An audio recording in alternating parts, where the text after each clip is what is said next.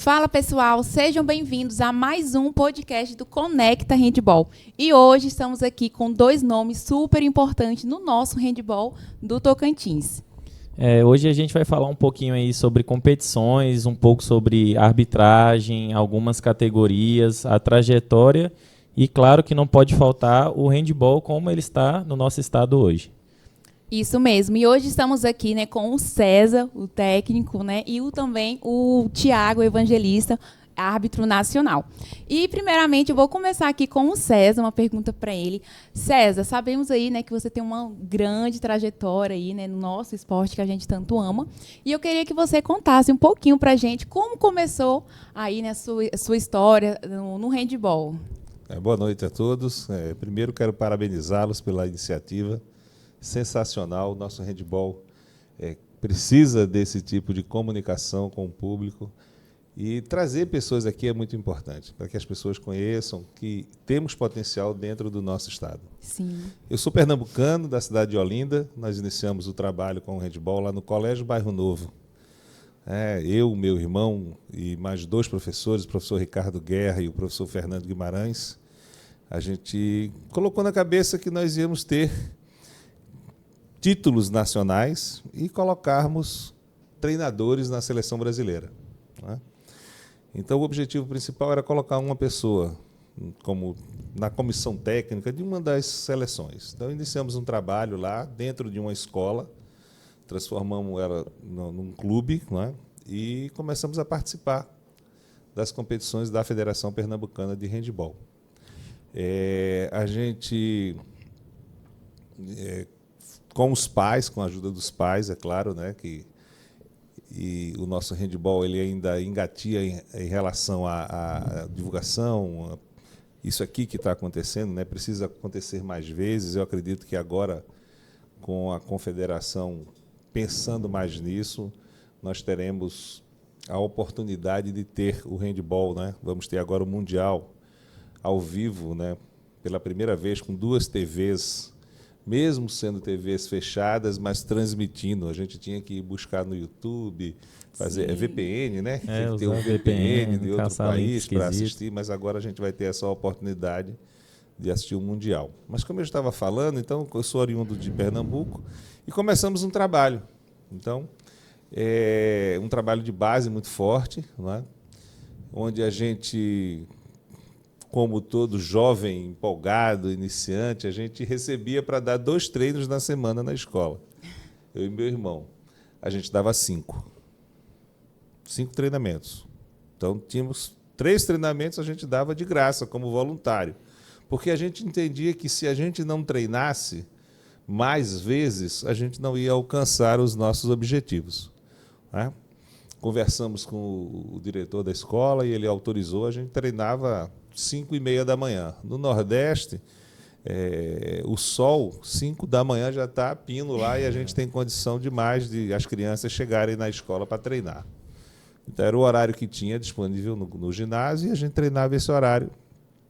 E aí, para não me alongar muito, não conseguimos atingir o nosso objetivo de ser campeão brasileiro. A gente foi mais além, a gente foi tricampeão brasileiro. Aí. A gente não colocou um profissional na seleção brasileira. A gente colocou 2 profissionais na seleção brasileira. Inclusive, o Iberê, que é o meu irmão, que trabalha também com handball, ele seguiu e foi até a seleção adulta. Então, o trabalho em grupo. Ninguém faz nada sozinho.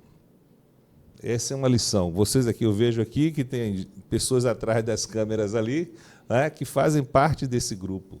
Então, o handball precisa entender que precisa de união, das pessoas estarem juntas para que ele possa crescer. Posteriormente, fizemos esse trabalho lá, passei a ser capacitador da Confederação Brasileira de Handball, ministrei cursos em vários estádios da região Nordeste, da região Norte, e construímos uma Copa, a Copa Leão do Norte de Handball, que até hoje as pessoas falam, que aconteceu até 2004, foi quando eu vim para o Tocantins. Nós já unimos mais de 120 equipes no final de semana. Tentamos construir aqui uma Copa chamada Copa do Cerrado de Handball, quando a gente, em 2006 ou 2008, não lembro, Thiago? Por aí. mas aí a gente não teve continuidade, né? Porque a percepção da individualidade é muito grande ainda no nosso estado e no nosso handebol. E eu quero crer que a gente só vai conquistar alguma coisa, só vai crescer quando projetos como esse aqui, de vocês, né, que vão fazer o handebol crescer. Porque fazer handebol não é só fazer competição. A gestão do desporto não é só realizar competições. Isso aqui que vocês estão fazendo é uma gestão do desporto. Então, fomentar a modalidade em todos os sentidos, na questão organizacional, na questão da arbitragem, na questão técnica, na questão tática para os técnicos. Isso é fomentar o desporto, e não só realizar a competição. Então, o entendimento tem que ser mais amplo para que possamos ter uma modalidade forte. Voltando à minha história, então aí a gente, em 2004, eu recebi um convite para ser treinador da Ubra, né, do antigo CEUP Ubra, que hoje é Ubra Palmas. Então eu vim exclusivamente para ser treinador de handebol e professor da disciplina de handebol no curso de Educação Física. Inicialmente a ideia era passar 3 ou 4 anos no máximo, e aí estou há 21 anos aqui, com muita alegria, fiz bons amigos aqui, conquistei um espaço legal dentro dos meus amigos aqui. Tenho a agradecer muito a turma de Porangatu, né, o que me receberam, me acolheram, né, de uma forma maravilhosa. O Lucélio, o Leonardo, o Tiago, o Rale, né, o Zenga, o Augustinho e muitos outros, as meninas, né, Fran, a Paulinha. Então, pessoas que me receberam e me acolheram aqui no estado de Tocantins. Então, eu fico muito feliz quando eu vejo que o handebol ainda perpetua essas amizades.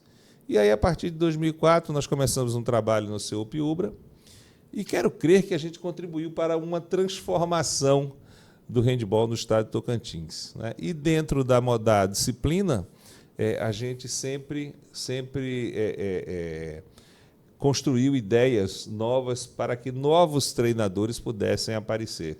E muitos treinadores apareceram saindo, oriundos lá da Ubra, né? E é uma felicidade muito grande quando eu encontro os acadêmicos aí nos Jogos Escolares do Tocantins, como com equipes, né? Não só de handebol, mas do desporto em geral. É muito importante isso. Então, acredito que esses 21 anos que eu estou aqui no Tocantins, a gente conseguiu contribuir, conseguiu transformar e ter o entendimento específico do handebol, que a gente mais à frente vai se aprofundar um pouco mais, e dizer que é uma felicidade muito grande, né? Encaminhar os meninos, né, a se tornarem árbitros nacionais. As pessoas não acreditavam muito, né, quando chegavam nas competições nacionais, iam perguntar: vocês conhecem mesmo aquele negão que está lá no Tocantins, né, Tiaguinho? As pessoas, alguns não acreditavam muito. Mas é uma felicidade muito grande e só tenho a parabenizar vocês. Muito obrigada. Em nome da equipe toda, né, a gente agradece, porque um nome de peso como esse, ser aqui nosso convidado e elogiar a gente, e entender que o processo da escolha de você criar um programa de podcast, ele não é fácil, ele custa recurso e você, muitas das vezes, tem que dar a cara a tapa, tem que ouvir críticas, tem que aceitar tudo. Então, receber os elogios é algo muito bom da parte do senhor, todo respeito, admiração.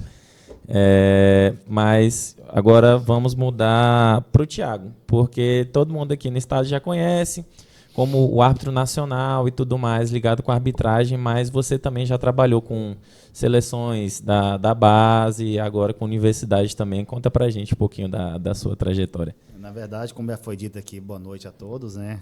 Primeiramente, poderia deixar agradecer o convite. Achei que não ia chegar a minha vez, né? Eu sou ouvinte ali, acompanho, e é uma honra por saber e ouvir de vocês como surgiu essa ideia, onde surgiu, e que vocês estão resgatando novamente o handebol, que andou aí meio...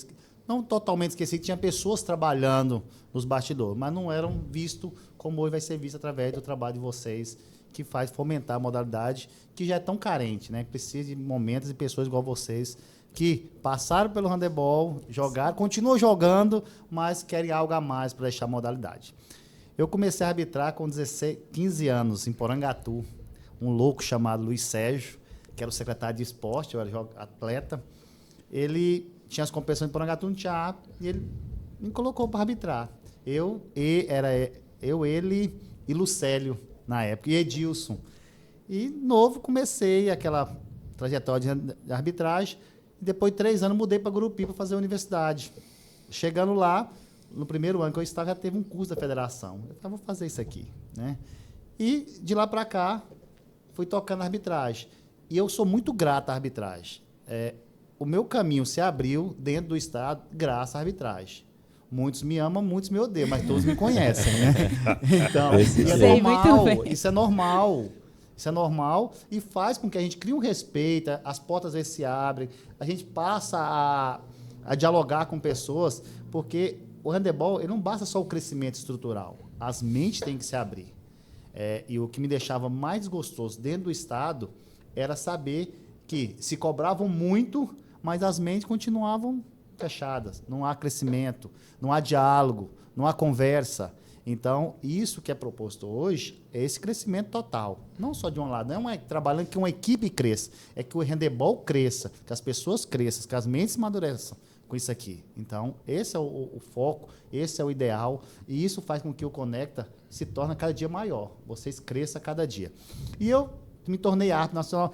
Engraçado, eu até lembrei aqui agora, que a competição da Petrobras, Copa Petrobras de handebol, não foi? 2012. Eu não estou velho, mas eu me esqueci, César. Né? E minha dupla, handebol é um casamento. Né? Na verdade, são duplas. Só entra para o quadro nacional, duplas. Um reprovou, a dupla não entra. Né?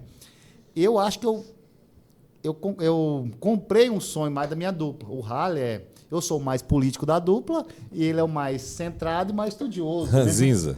Eu ranzinza. Mas, assim, ele tinha um sonho de tornar nacional. Que eu acho, eu tenho certeza, eu acho não, que eu não tinha tanto esse sonho de tornar nacional. E eu comprei esse sonho junto com ele. Vamos. Fomos para a Copa Petrobras em Primavera do Leste, que vocês estavam. Sim. Né? E ainda como a regional. E fizemos bons jogos lá. E um ano após a Copa Petrobras, chegou um convite no e-mail para a gente participar de um curso nacional. Aí eu olhei para o Halle e falei assim, liguei, Halle, você conectou a confederação pedindo esse convite? Ele, não.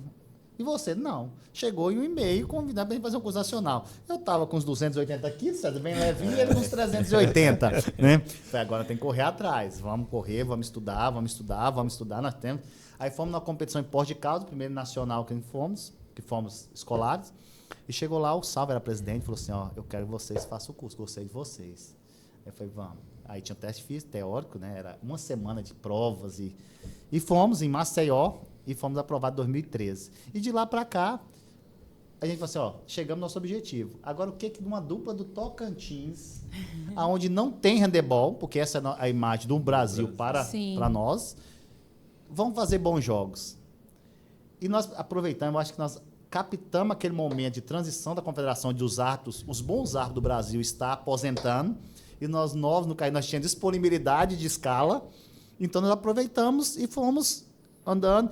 Eu falo assim, que hoje nós chegamos a uma situação que nós já estamos em fim de carreira, viu? Nós estamos nos últimos 4 anos aí dentro da confederação para arbitrar. Mas assim, eles colocam a gente, sabe assim, eles vão terminar os jogos. O jogo é complicado, põe eles vão terminar. Eles vão fazer lá e vai finalizar os jogos. Então, eles têm a confiança dos diretores que nós vamos concluir o jogo. Só que nós temos muita dificuldade, porque nós não apitamos nosso estado. Todos os árbitros que chegam nas competições, eles têm bons jogos dentro do estado.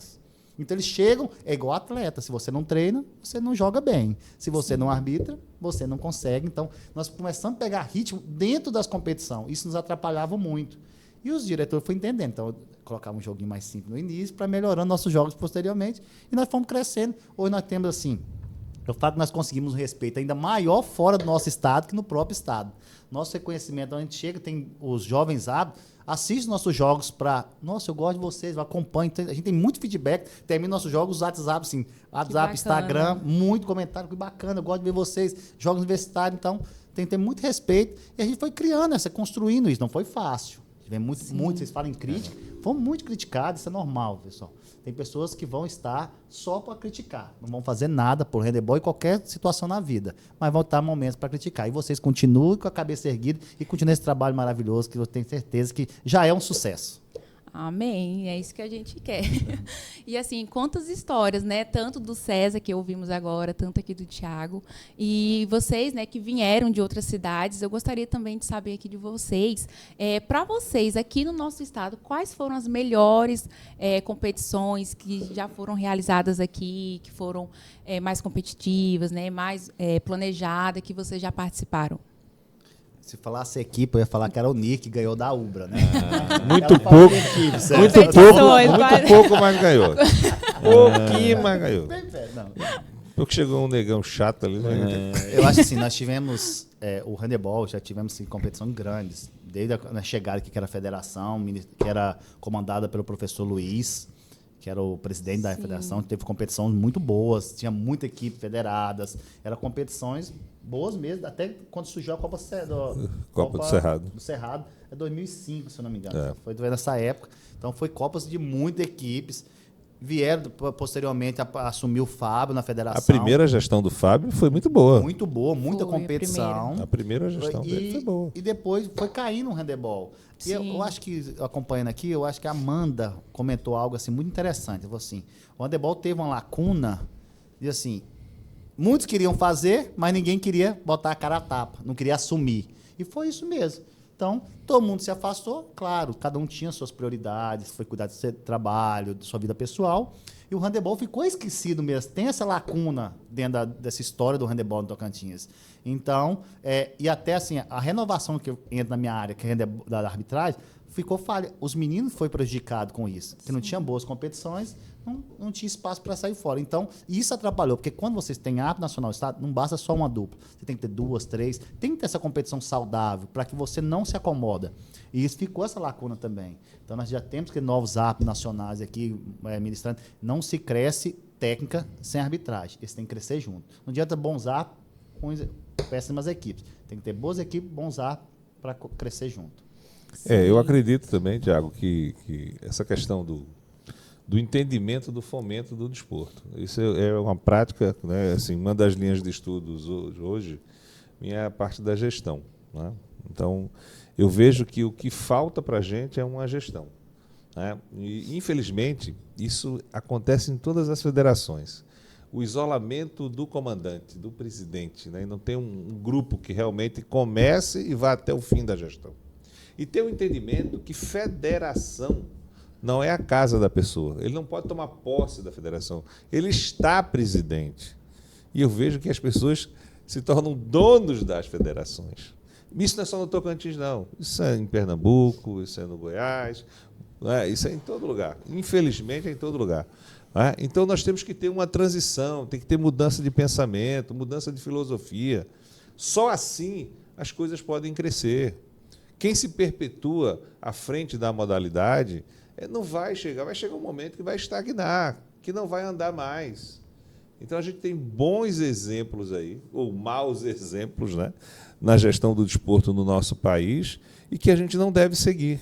Eu entendo que essa transformação da gestão da modalidade, ela perpassa por todos os itens de jogos, de competições fortes, de festivais para as crianças, em todo o estado, em cursos de arbitragem, cursos técnicos, cursos de gestão, da autossustentabilidade dos clubes. Isso é muito importante para que a federação possa ter a condição de preparar uma seleção, de dar uma condição ao treinador, não simplesmente dizer quem quer ser treinador, quem é que pode, qual é o clube que pode representar o estado do Tocantins. Isso não é seleção, pô. Seleção é eu chamar o técnico que se destacou, o técnico que faz um bom trabalho, você vai ser o treinador da seleção, você vai escolher o seu auxiliar, sua comissão técnica, a gente vai te conseguir um ginásio para tu treinar tantos dias na semana, tu vai ter bola, a gente vai buscar uma parceria com a universidade do curso de Educação Física, a gente vai levar os meninos no curso de odontologia da UBRA para fazer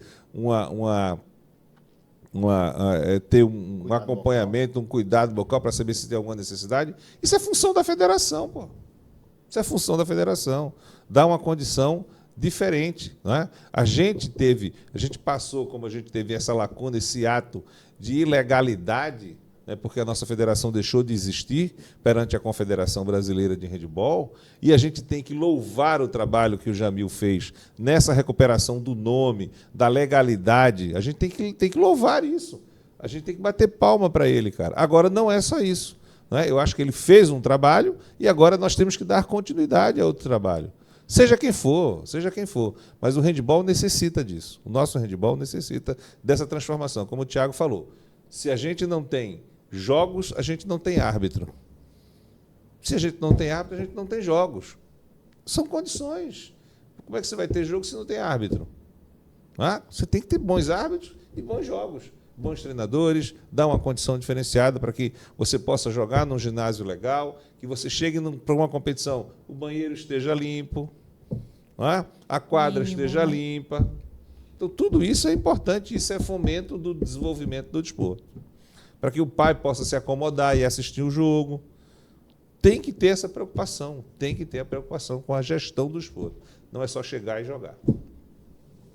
E vamos pensar assim, né? Já que estamos nessa situação, vamos falar um pouco também sobre o passado. O que vocês acham que agora, igual você falou, o trabalho foi feito, a gente tem que dar uma continuidade nesse trabalho, tem que ser feito algumas mudanças.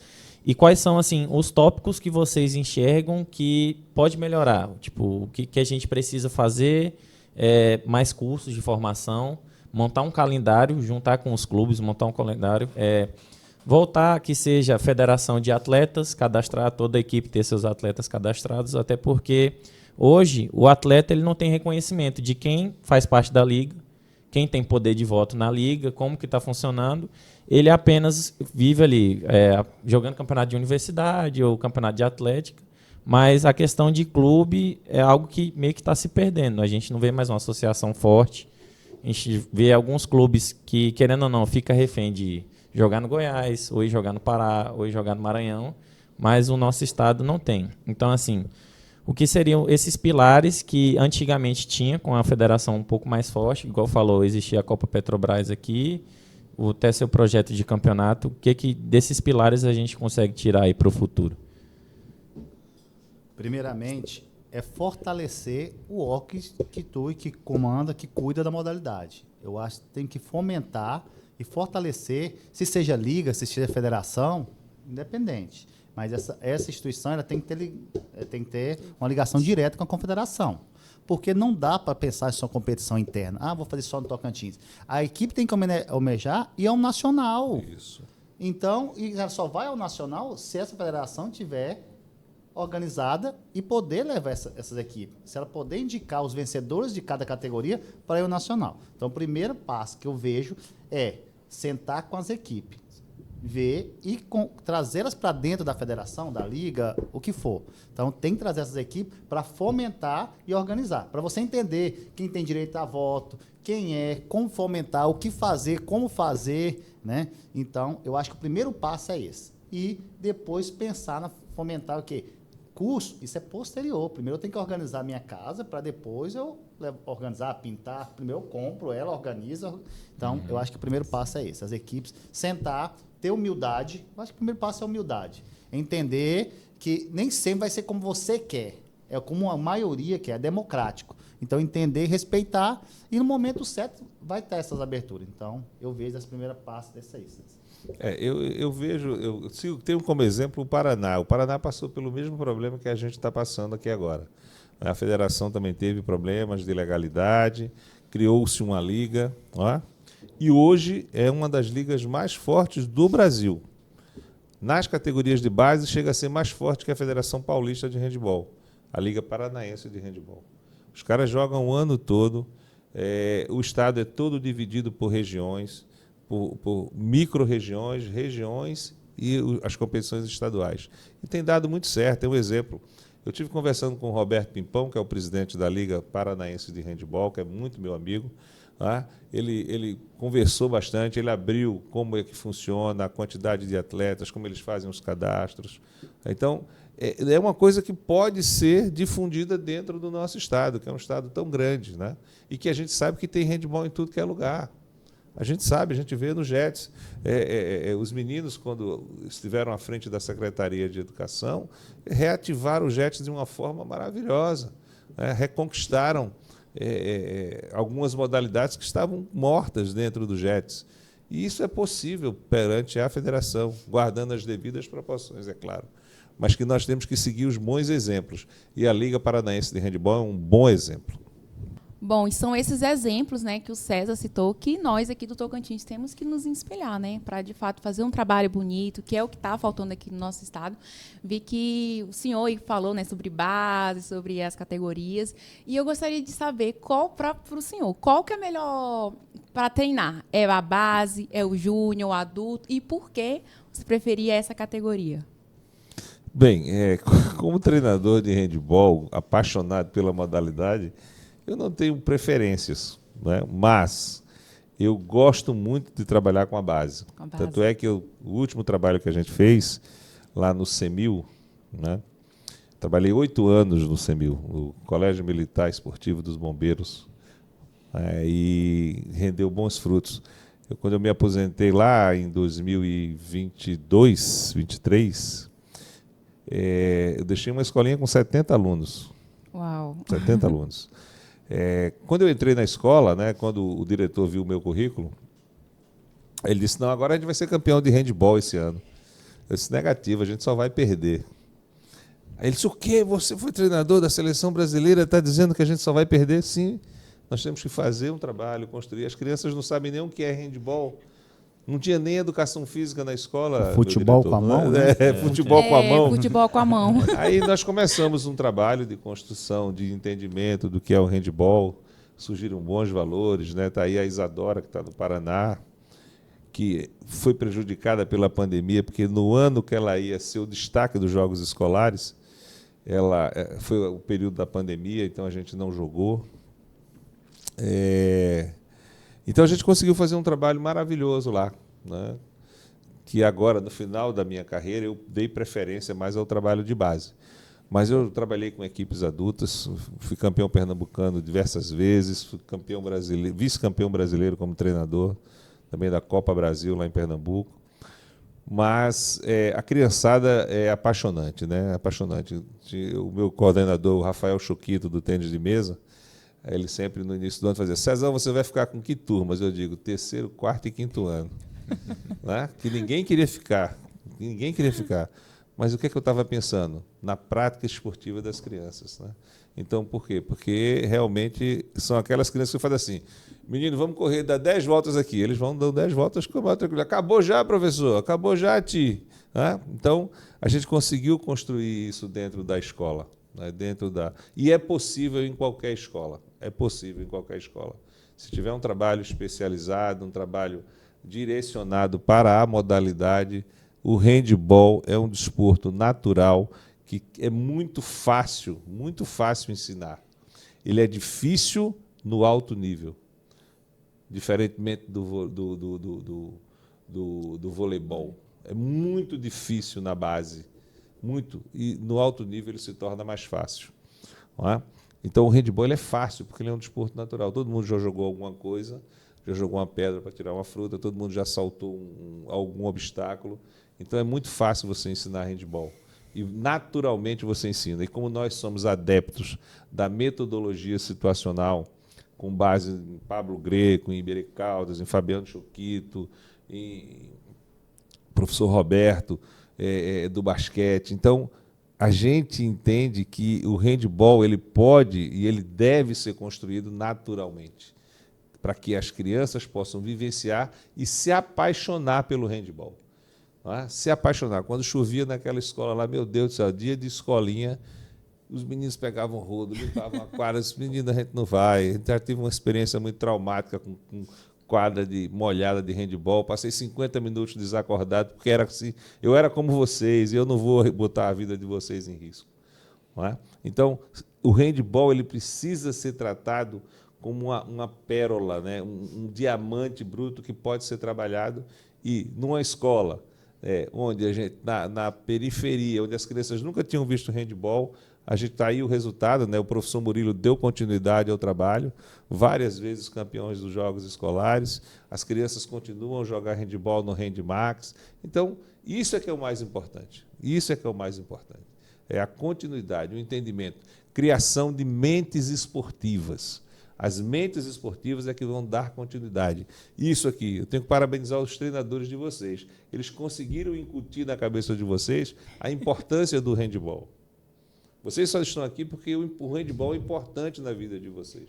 E os treinadores, eles têm que colocar isso na vida da criança, o esporte e a modalidade. Então, se a gente consegue fazer isso, consegue fazer esse trabalho, sempre vai existir. A gente encontra com os meninos que foram atletas do Tiago, lá do São Francisco, aí a gente ainda encontra, né? E eu lembro bem, quando eu era coordenador, teve um jogo, Leonardo de um lado e Tiago do outro.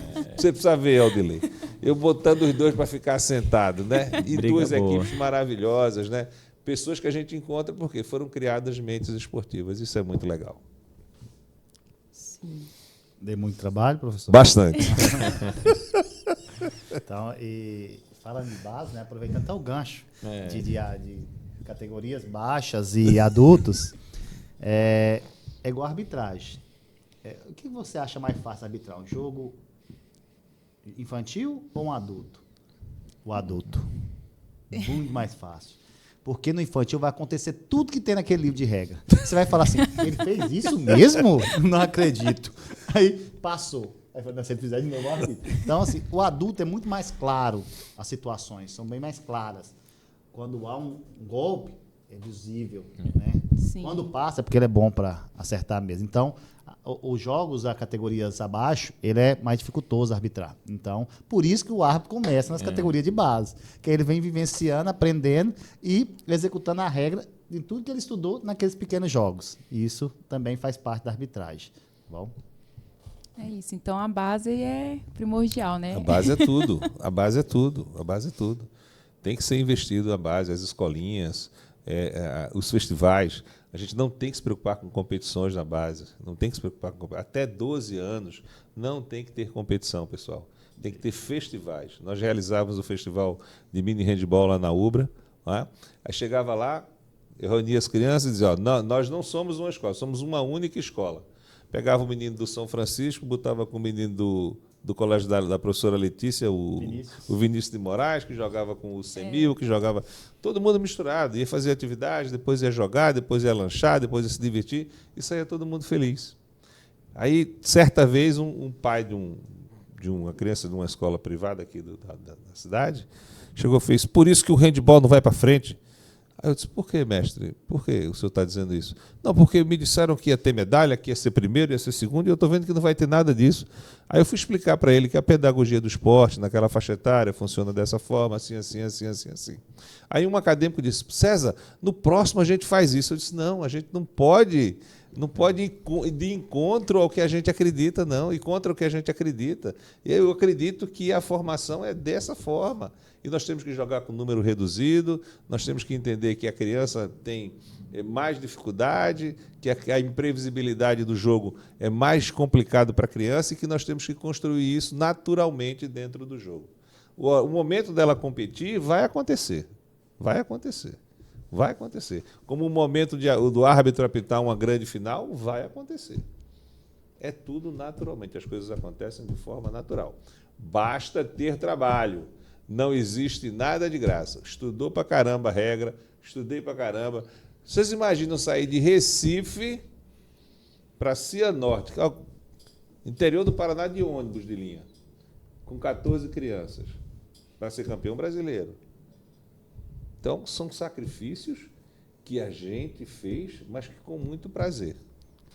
E passa a conhecer locais, pessoas, né, César? Sim. Eu estava sentado com o Halley, que é a dupla, e nós temos só 4 estados da União que nós não fomos arbitrar até hoje. Então, nós conhecemos o Brasil todo através da arbitragem. Então, é prazeroso, é gratificante, às vezes não é compensatório financeiramente, mas culturalmente, crescimento e oportunidades são imensas. E eu falo também como atleta, por jogar handball, né, há quase 20 anos, também já cheguei a conhecer 17 estados. Então, estados que eu não teria tido a oportunidade se não fosse através do esporte. E você vê as crianças, hoje, essa semana, minha filha na escola vivenciou o handebol. Ela falou, papai, vou jogar aquele esporte que você gosta. O handebol. Eu falei, vai, minha filha, porque assim, eu tenho um berço, minha filha é bem esportiva, tudo que ela faz é muito boa esportivamente. Bom. E eu deixo à vontade. Eu acho que tem um momento que ela vai dedicar e nós vamos ali. Mas, primeiro é o estudo e ela entender que o esporte é uma complementação para ela. E isso, quando ela fala, a gente não demonstra, mas por dentro foi uma alegria, né? Opa! Handebol, então, isso é muito bom, é prazeroso, porque a nossa formação e a nossa gratidão por essa modalidade ter proporcionado. A gente hoje está aqui falando da modalidade. Para pessoas que eu arbitrei jogos, todos vocês estão aqui, vejo hoje o Aldilei abraçando uma causa, que é a diretoria de arbitragem, que é muito complicado, que eu brinco, ele não quer, mas você quer, você vai ficar, né? Porque é a pessoa indicada, é a pessoa preparada para estar naquela função. Então, a gente vê com bons olhos, ele nunca desistiu, mesmo quando todos desistiam, ele tinha esperança. E eu acredito nesse crescimento, a gente vê novos árbitros chegando aí, bons árbitros, precisa de bons jogos, vai ter bons jogos, vão crescer e vão dar fruto, vão para a árbitro nacional e vão representar o Tocantins aí sempre nas melhores partidas dentro do país. Então, que bom, né? A gente vê que, querendo ou não, nossa modalidade é uma modalidade que ela gira em torno do amor. Porque são muitas dificuldades, são desafios, mas é com isso, é com estudo, é com paciência, é com o trabalho. O trabalho está sendo feito.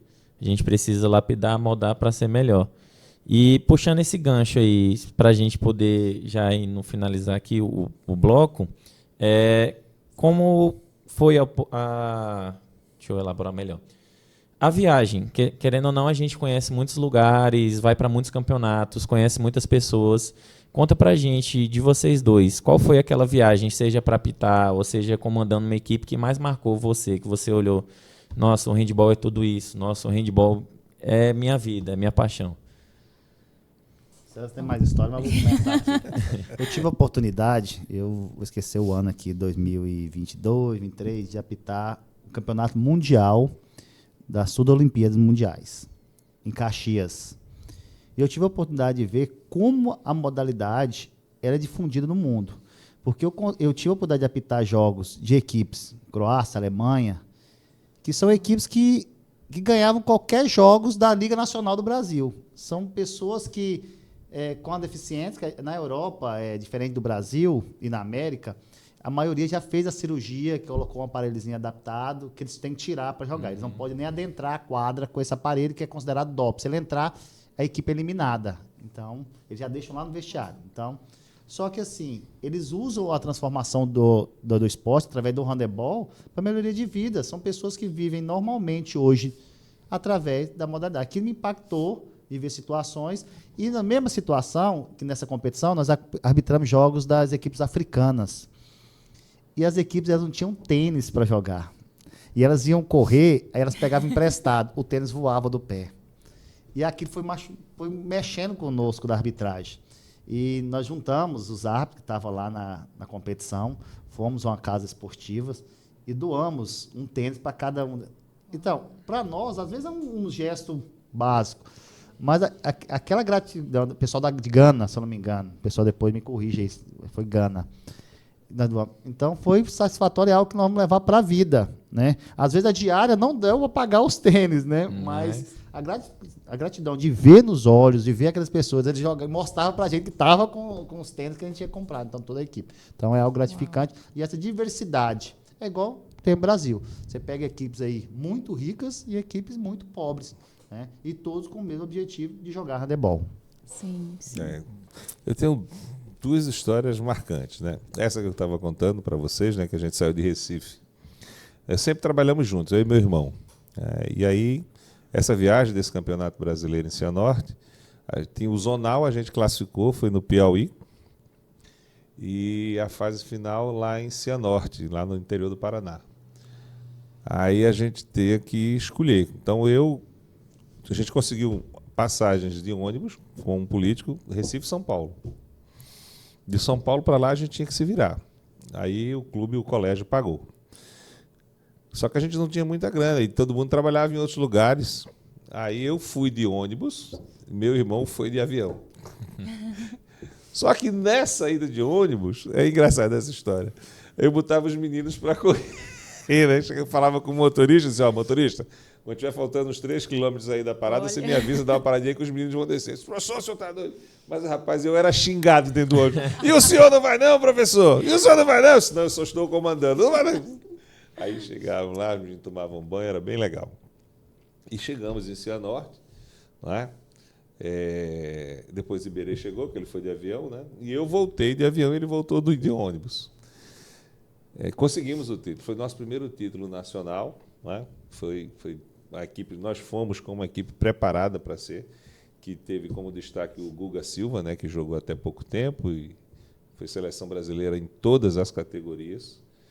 Ele era infantil, era cadete, jogava na seleção juvenil. Ele era juvenil, jogava na seleção júnior. Ele era júnior, jogava na seleção adulta.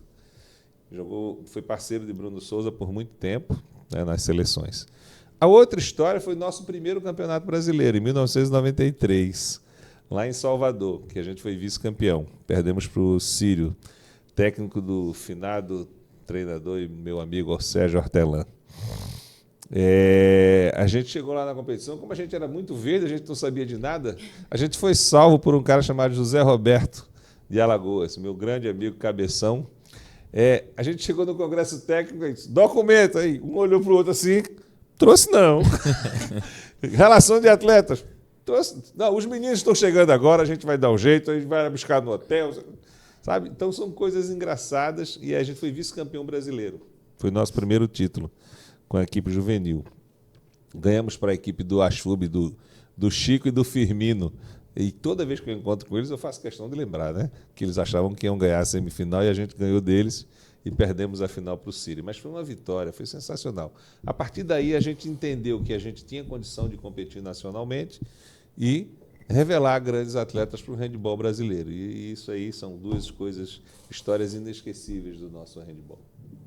Nossa, gente, quantas histórias, né? E aqui, em nome do Conecta, eu quero agradecer por vocês estarem aqui, por estar compartilhando, né, com a gente a vivência de vocês ali nesse esporte que a gente tanto ama. E também mostrar, né, que o importante é não desistir, né? Vocês têm história de superação, de resistência, de persistência. O importante é isso, não desistir. E também o amor, né, que temos aí por esse esporte. Então, eu quero agradecer, em nome aqui do Conecta, né, pela presença de vocês aqui. E eu também quero agradecer mas tá pessoalmente. acabando, não vamos embora agora não, né? Não vamos não. Quero agradecer também, né, pessoalmente, porque, querendo ou não, já tive a oportunidade de pegar alguns treinamentos do professor César, na época do Rende Vida ainda, então deu para sentir um pouquinho de como era puxado. Alguns tiques e toques, e até também na minha vida pessoal eu ainda conversei com o professor César sobre a decisão de eu mudar para educação física, então tive alguns momentos de conversa e dentro da arbitragem também, o Thiago me ajudou muito, já me levou para a diária, até quando eu fui apitar um campeonato de jets em Porto Nacional. Na época eu estava usando um cordãozinho, aí ele veio já zoando, você é árbitro de vôlei agora para estar usando isso aqui, veio, tirou o apito. Então, assim, agradecer, porque, querendo ou não, são duas referências do nosso estado, pessoas com um intelecto muito vasto e muito respeitadas. Então, foi um episódio muito prazeroso, eu tenho certeza que, se dependesse aqui da gente, a gente ficaria horas e horas conversando, propondo soluções e tudo mais. E vamos estar na competição. O Odilei me lembra toda semana, viu, Odilei? Competição em dezembro. Competição, ele me lembra, mas nós vamos estar assistindo, acompanhando e ajudando. Sim, também. Certeza. E conte conosco. São duas pessoas. Às vezes nós somos muito fechados aí para algumas pessoas, mas conte conosco, o que puder ajudar, nós estamos à disposição, dentro do nosso alcance aqui, e contribuir, porque vocês, os novos gestores do handebol tocantinense, tá com sangue novo e com bastante energia. E nós já estamos no fim de carreira, né, Sérgio? Vixe! Eu um pouquinho menos, né? Mas conte conosco, se precisar, nós estamos aí para ajudar vocês. Só agradecer, né, dizer que é uma felicidade muito grande. Fico muito feliz em ver essa proposta, né? Entendendo que isso aqui é um braço que vocês podem ter dentro do handebol.